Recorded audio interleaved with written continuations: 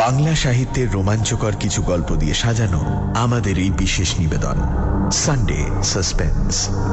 আজকের গল্প আংটি, রচনা শরদিন্দু বন্দ্যোপাধ্যায়। গল্পটি লেখা হয় 26শে কার্তিক 1341 বঙ্গাব্দে, অর্থাৎ 1934 খ্রিস্টাব্দে। শরদিন্দু অমনিবাস সপ্তম খণ্ড থেকে এই গল্পটি আমরা নিয়েছি। গল্পটি একটু অন্য স্বাদের এবং প্রাপ্তবয়স্কদের জন্য। গল্পের চরিত্রের প্রয়োজনে এর ভাষা কিছু জায়গায় অপরিবর্তিত রাখা হয়েছে। গল্প পাঠে মীর, গল্পের সূত্রধার দীপ। শুরু হচ্ছে আংটি। হীরের আংটির হিরেটা যখন আলগা হয়ে যায় তখন আর তা আঙুলে পড়ে ঘুরে বেড়ানোটা নিরাপদ নয়। হীরে অলক্ষিতে পড়ে হারিয়ে যেতে পারে। বিষয়ী সাবধান। ক্ষেত্রমোহনের আংটির হীরে অনেকদিন আগেই হারিয়ে গিয়েছিল। শোকটা সে সহজেই কাটিয়ে উঠতে পেরেছিল এবং একটা নকল পাথর দিয়ে কাজ চালিয়ে নিচ্ছিল। অপরিচিত কেউ হয়তো হঠাৎ দেখে ভুল করতে পারত, কিন্তু যারা ওকে চিনত তাদের মনে কোনো মোহ ছিল না। ক্ষেত্রমোহন যে একজন ভদ্রবেশী মিষ্টভাষী জুয়াচোর তা তার স্ত্রী চপলা জানত। চপলার বয়স 22 বছর, রূপ ও যৌবন দুই আছে। সন্তান হয়নি। তার রূপ যৌবনের মধ্যে একটা তীব্র তেজস্বিতা ছিল, চোখ ধাঁধানো উগ্র প্রগল্ভতা। 22 বছর বয়সে বাঙালি মেয়ের যৌবন সাধারণত থাকে না। যা থাকে তা পশ্চিম দিগন্তের অস্তরাগ। চপলার মধ্যে কিন্তু কোনো অভাবনীয় কারণে যৌবন টিকে গিয়েছিল। তার মনের উপর যে নিগ্রহ হয়েছিল তারই ফলে হয়তো এমনটা ঘটেছিল। মনের সহজাত বৃত্তি ও সংস্কারগুলি যখন নিপীড়িত হয়ে অন্তর্মুখী হয় তখন তারা কোন পথে কি রূপ ধরে দেখা দেবে এটা বলা দেবতারও অসাধ্য। ক্ষেত্রমোহন লোকটা এক কথায় নিপাট বদমাইশ। মোসাহেবি করা ছিল তার পেশা। বড় লোকের সদ্য বয়ঃপ্রাপ্ত সন্তানদের অপ্সরা লোকের দ্বার পর্যন্ত পৌঁছে দেওয়া ছিল তার জীবিকা। কিন্তু সে নিজের স্ত্রীকে ভালোবাসত। বেহুঁশ মাতালের পকেট থেকে মানিব্যাগ চুরি করতে তার বাধ্য না, কিন্তু সে নিজে মদ খেত না এবং অন্য মকার সম্বন্ধেও তার একটা স্বাভাবিক নিষ্পৃহতা ছিল। অপ্সরা লোকের দ্বার পর্যন্ত গিয়ে সে কিন্তু ফিরে আসত। শঙ্করাচার্য সত্যিই বলেছেন, এ সংসার অতীব বিচিত্র। চপলা যখন প্রথম স্বামীর চরিত্র জানতে পারে তখন ভয়ে বিস্ময়ে একেবারে অভিভূত হয়ে পড়েছিল। তারপর কিছুদিন কান্নাকাটির পালা চলল। ক্ষেত্রমোহন সস্নেহে যত্ন করে চপলাকে নিজের চারবাক নীতি বুঝিয়ে দিল। তারপর ক্রমে ক্রমে চপলা উদাসীন হয়ে পড়েছিল। তার মনে আর মোহ ছিল না। ট্রাম ঘষা সদর রাস্তার উপর একটি সরু বাড়ির দোতলায় গোটা 2 ঘর নিয়ে ক্ষেত্রর বাসা।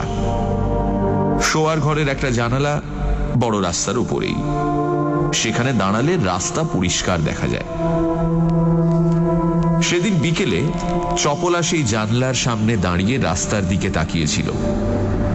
এমন সময় সিঁড়িতে জুতোর শব্দ শুনে ফিরে তাকালো। খুশি খুশি মুখে ক্ষেত্রমোহন ঘরে ঢুকল। ক্ষেত্রর বয়স 30, সুশ্রী, চটপটে, বাকপটু। সে হাসতে হাসতে চপলার পাশে এসে দাঁড়ালো। বলল, সব ঠিক করে ফেলেছি, আজ রাত্রিরেই, বুঝলে, গুদাম সাবার, মাল সাবার। চপলা তার মুখের দিকে চেয়ে হাসল, জল জলে চোখ ঝলসানো হাসি। চপলার কাছে ক্ষেত্রর কোনো কথাই গোপন ছিল না, বরং কেমন করে কার কাছ থেকে টাকা ঠকিয়ে নিল, কাকে মাতাল করে পকেট বুক থেকে নোট চুরি করলো, এসব কথা পুঙ্খানুপুঙ্খ রূপে চপলার কাছে বলতে সে ভালোবাসত। বেশ একটা আত্মতৃপ্তি অনুভব করত। এখন সে জানলার গড়ার ধরে উৎসাহের সঙ্গে বলতে আরম্ভ করলো, তোমাকে একদিন বলিনি এক নতুন ক্যাপ্টেন পাকড়েছি, বেশ শাঁসালো জমিদারের ছেলে, কলকাতায় ফুর্তি করতে এসছে, নরেন চৌধুরী নাম, ভোরে পুকুরে একটা বাসা ভাড়া নিয়ে একলা আছে। তাকে মাসখানেক ধরে খেলাচ্ছি। ছোড়ার বয়স বেশি নয়, 23-24, কিন্তু হলে কি হবে, এরই মধ্যে অনেক বুড়ো ওস্তাদের কান কেটে নিতে পারে। একেবারে আস্ত ঘুঘু। এই দেখো না, 1 মাস ধরে তেল দিচ্ছি, এখনো একটি সিকি পয়সা বার করতে পারিনি। শালা মদ কিনবে, তাও আমার হাতে টাকা দেবে না, নিজে গিয়ে বোতল কিনে আনবে, নয়তো দারোয়ান বেটাকে পাঠাবে। তার থেকে 2 পয়সা বাঁচাবো সে গুড়ে বালি।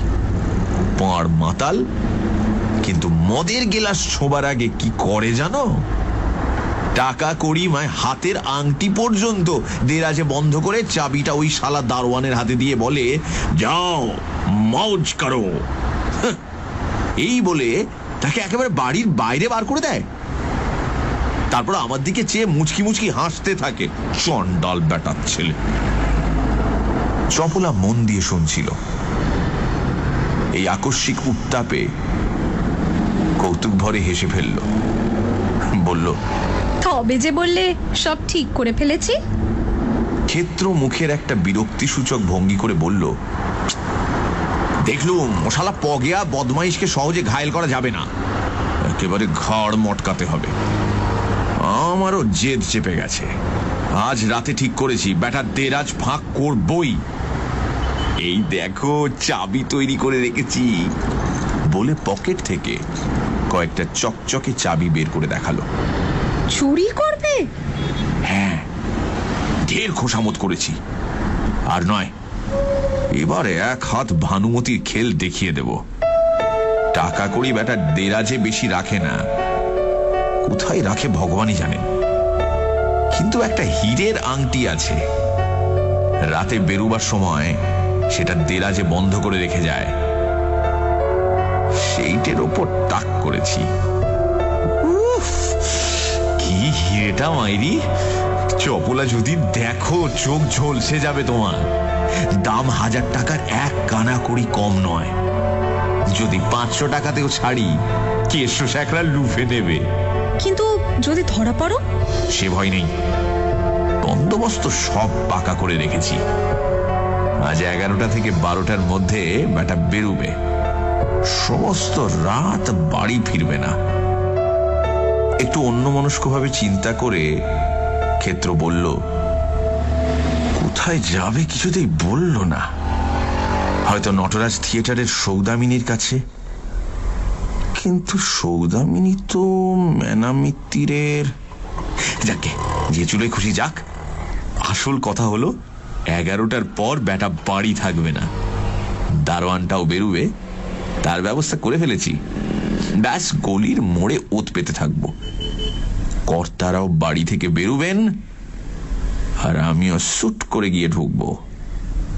তারপরেই গুদাম সাবার, মাল সাফ, শালা লুটলিয়া। রাস্তার দিকে তাকিয়ে ক্ষেত্র উচ্চস্বরে হেসে উঠল, শালা লুটলিয়া।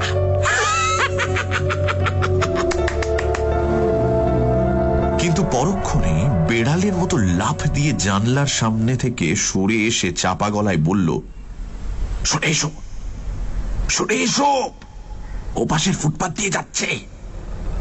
চপলা সরল না, বলল, কে? নরেন চৌধুরী, সরে এসো। কি দরকার? আমাকে তো আর চেনে না। তা বটে। তারপর ঘরের ভেতরের অন্ধকার থেকে উঁকি মেরে উত্তেজিত কণ্ঠে বলল, ওই ওই দেখতে পাচ্ছ, ওই যে ফর্সা মতো চেহারা, আরে গিলে করা আদ্দির পাঞ্জাবি, হাতে হরিণের সিংহের ছড়ি, উনি নরেন্দ্র চৌধুরী। হাতের আংটিটা দেখতে পাচ্ছ? পাচ্ছি। চপলা বাইরের দিকে তাকিয়ে হাসল। পড়ন্ত দিনের আলো তার মুখের ওপর পড়েছিল। মনে হলো যেন 1 রাশ হিরে ঝরে পড়ল। হিরেটার দাম কত বললে? 1000 টাকা। ক্ষেত্র বিছানার ওপর গিয়ে বসলো। বেশিও হতে পারে, এবার তোমার ঝুমকো গড়িয়ে দেবই, বুঝেছ? ওই কেষ্ট স্যাকরাকে দিয়েই গড়িয়ে দেব, সস্তায় হবে। অনেকদিন ধরে তোমায় বলে রেখেছি। রাস্তার দিকে দৃষ্টি রেখেই চপলা বলল, ক্ষেত্র জিজ্ঞাসা করলো, চলে গেছে না এখনো আছে? চপলার ঠোঁটের ওপর দিয়ে একটা ছোট্ট হাসি খেলে গেল। ক্ষেত্র তা দেখতে পেল না।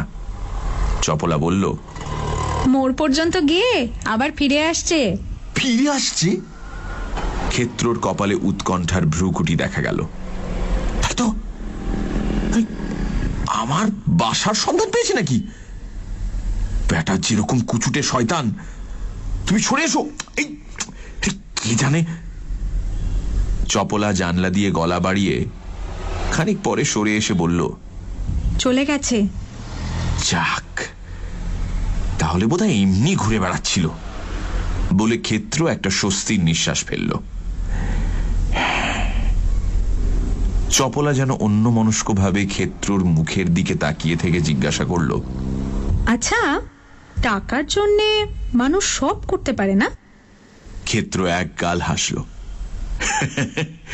পারে না? টাকার জন্য পারে না এমন একটা মানুষ দেখাও তো দেখি। খুন, জখম, জাল, জুয়াচুরি, আর দুনিয়াটাই তো চলছে ওই টাকার পেছনে। আর তাতে দোষী বাকি? টাকা না হলে কারুর একদণ্ড চলে। তবে আমি যে ব্যাটার ঘাড় ভাঙতে যাচ্ছি তার মধ্যে আমার অন্য স্বার্থও আছে।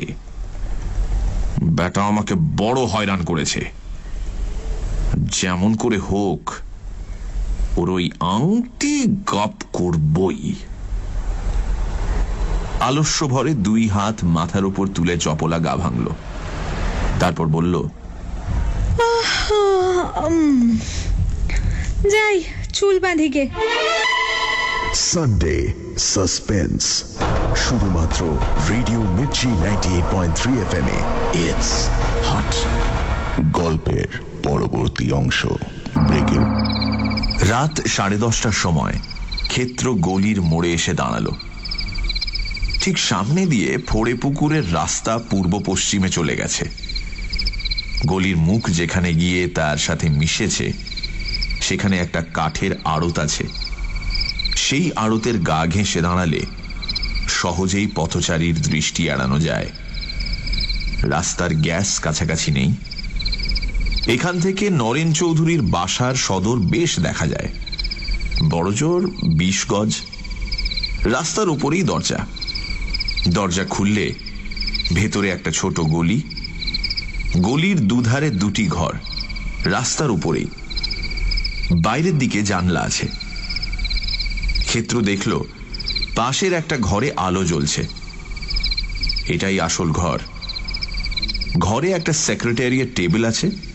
সেই টেবিলের ডান দিকের দেরাজে ক্ষেত্র পকেটে হাত দিয়ে দেখল চাবি ঠিক আছে।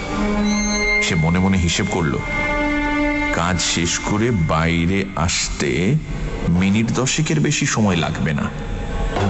তার হাত নিষ্পিস করতে লাগলো। একটা স্নায়বিক অধীরতা তার শরীরকে চঞ্চল করে তুলল। লোকটা কতক্ষণে বাড়ি থেকে বেরোবে? ক্ষেত্র বিড়ি ও দেশলাই বার করল। বিড়িতে ফু দিয়ে ঠোঁটে ধরিয়ে দেশলাই জ্বালতে গিয়ে সে থেমে গেল। না, কাজ নেই। গলিতে লোকজনের যাতায়াত বন্ধ হয়ে গেছে বটে, কিন্তু গলির দুধারে বাড়ি। কে জানে, যদি কেউ দেশলাইয়ের আলো দেখতে পায়। ধূমপানের সরঞ্জাম ক্ষেত্র আবার পকেটে রেখে দিল। হাতে ঘড়ি ছিল। চোখের খুব কাছে এনে দেখল 11টা বাজতে 5 মিনিট। সময় হয়ে এসেছে। এমন সময় নরেন চৌধুরীর ঘরে বৈদ্যুতিক আলো নিভে গেল। ক্ষেত্র নিঃশ্বাস বন্ধ করে এক দৃষ্টে সদর দরজার দিকে তাকিয়ে রইল। তারপর আস্তে আস্তে নিঃশ্বাস ছাড়ল।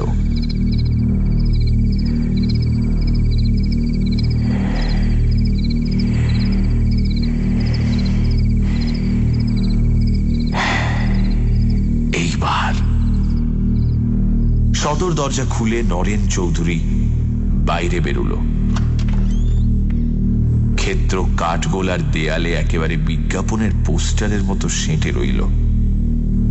নরেন ফুটপাথে দাঁড়িয়ে সিগারেট ধরালো। বড় বড় চোখ করে ক্ষেত্র দেখল তার হাতে আংটি আছে কিনা। না, নেই। আবার সে ধীরে ধীরে চাপা নিঃশ্বাস ফেলল। নরেন ছড়ি ঘোরাতে ঘোরাতে চলে গেল। এইবার ক্ষেত্র অন্ধকারে দাঁত বের করে হাসল।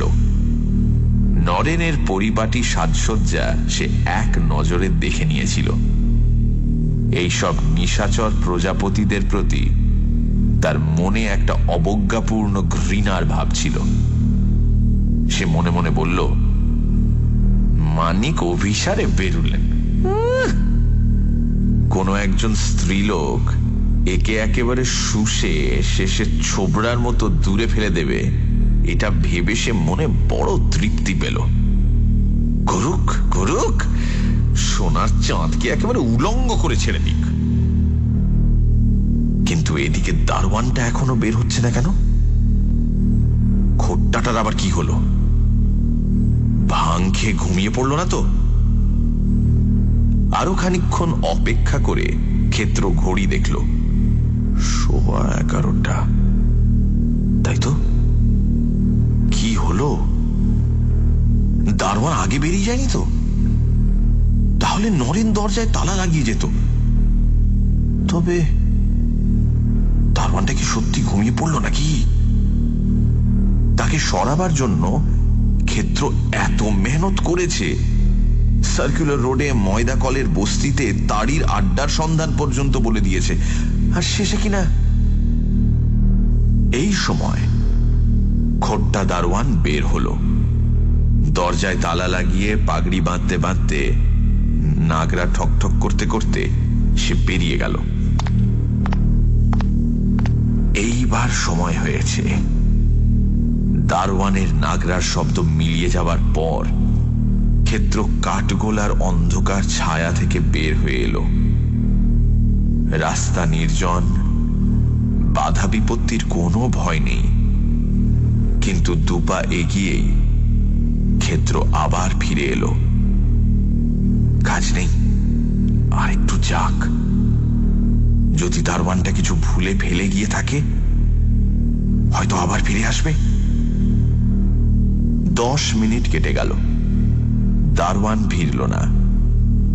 তখন ক্ষেত্র অন্ধকার থেকে বের হয়ে এলো। বেশ স্বাভাবিক দ্রুত পদে, যেন নিজের বাড়িতে যাচ্ছে এমন ভাবে দরজার সামনে গিয়ে দাঁড়ালো। পকেট থেকে চাবি বের করে বেশ শব্দ করে দরজা খুলল। তারপর ভেতরে প্রবেশ করে দরজা ভেজিয়ে দিল। ক্ষেত্রর পকেটে একটা ছোট বৈদ্যুতিক টর্চ ছিল, সেটা এবার সে জ্বালল। একবার চারিদিকে ফিরিয়ে দেখে নিল, তারপর বাঁ দিকের দরজার উপর ফেলল। দরজায় তালা লাগানো। ক্ষেত্র আর একটা চাবি বেছে নিয়ে তালায় পড়ালো। খুট করে শব্দ হলো, তালা খুলে গেল। টর্চের আলো নিভিয়ে ক্ষেত্র ঘরে ঢুকল। ঘরে কোথায় কি আছে সবই তার জানা ছিল। সে অন্ধকারে হাতড়ে হাতড়ে রাস্তার দিককার জানলাটা বন্ধ করে দিল। তারপর ঘরের দিকে ফিরে টর্চ জ্বালল। টর্চের আলো একটা টেবিলের উপর গিয়ে পড়ল। টেবিলের উপর বিশেষ কিছু নেই, কাগজ চাপা, ব্লটিং প্যাড, দোয়াত, কলম। টেবিলের আশেপাশে 2-3টে চেয়ার এলোমেলো ভাবে দেখা গেল। ক্ষেত্র আর সময় নষ্ট না করে কাজে লেগে পড়ল। টেবিলের সামনে চেয়ারে বসে সে দেরাজ খুলতে আরম্ভ করল। ডান ধারের দেরাজগুলো খোলা, কিন্তু বাঁ ধারের দেরাজের সামনে একটা কবাট আছে। তার গায়ে চাবির ঘর। ক্ষেত্র সেই কবাটের গায়ে চাবি ঢুকিয়ে খুব সাবধানে ঘোরালো। কবাট খুলে গেল।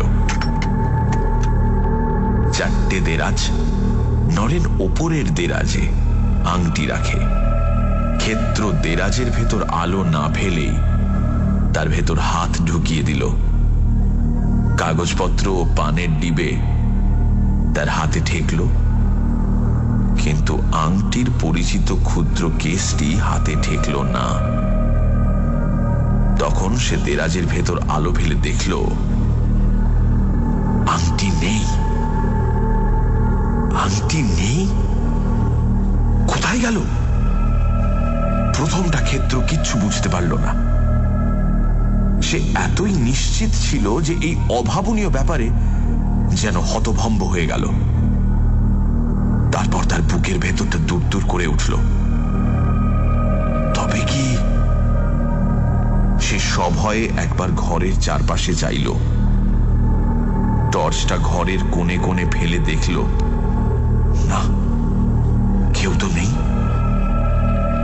সে ভয় করছিল নরেন তাকে ধরবার ফাঁদ পেতেছে। তা নয়, হয়তো আংটিটা দ্বিতীয় দেরাজে আছে। মেঝেই হাঁটু গেড়ে বসে ক্ষেত্র দ্বিতীয় দেরাজটি খুলল। একেবারে শূন্য। তাতে একটা আলপিন পর্যন্ত নেই। তৃতীয় দেরাজ, সেটাও শূন্য। চতুর্থ দেরাজও তাই। ক্ষেত্রর কপালে ঘাম ফুটে উঠল। নেই, কিচ্ছু নেই। আংটি তো দূরের কথা, একটা পয়সা পর্যন্ত নেই।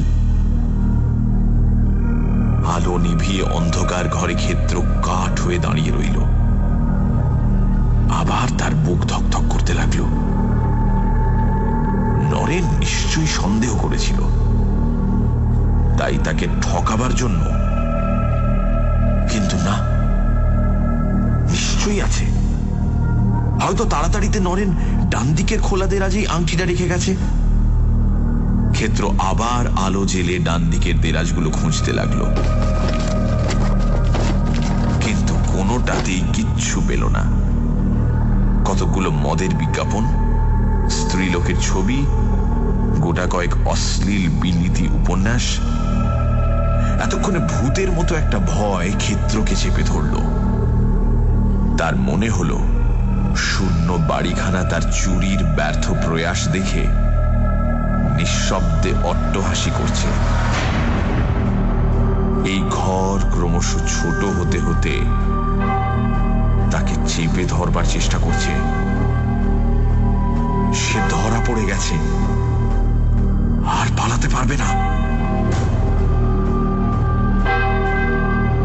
এই সময় দূরের কোনো গির্জায় ঢং ঢং করে 12টা বাজল। ঘড়ির আওয়াজ ক্ষেত্রর কানে বোমার আওয়াজের মতো লাগলো। 12টা! এতক্ষণ সে এখানে আছে। যদি কেউ এসে পড়ে, নরেনই যদি ফিরে আসে। ক্ষেত্র আর দাঁড়ালো না। দেরাজগুলো খোলাই পড়ে রইল। সে জোরে জোরে নিঃশ্বাস ফেলতে ফেলতে ঘর থেকে বেরিয়ে এলো।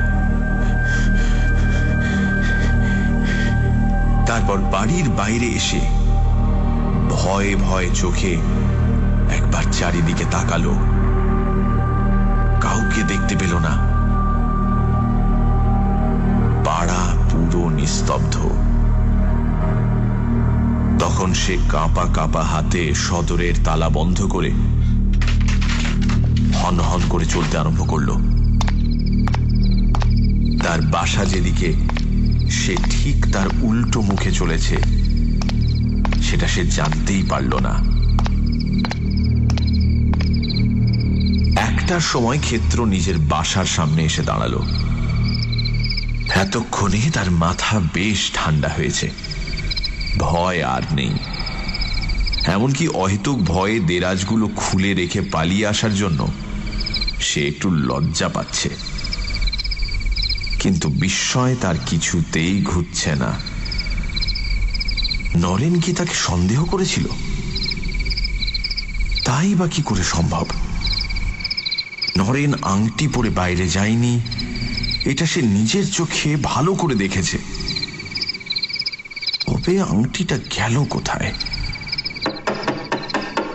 ক্ষেত্র নিজের সিঁড়ির দরজার কড়া নাড়ল। তার ওপরে উঠবার সিঁড়ি আলাদা, নিচের তলার বাসিন্দার সাথে কোনো সংযোগ নেই। তাই প্রতিবেশীকে না জাগিয়ে রাত্রে যখন ইচ্ছে সে বাড়ি ফিরতে পারে। কিছুক্ষণ পরে চপলা এসে দরজা খুলে দিল।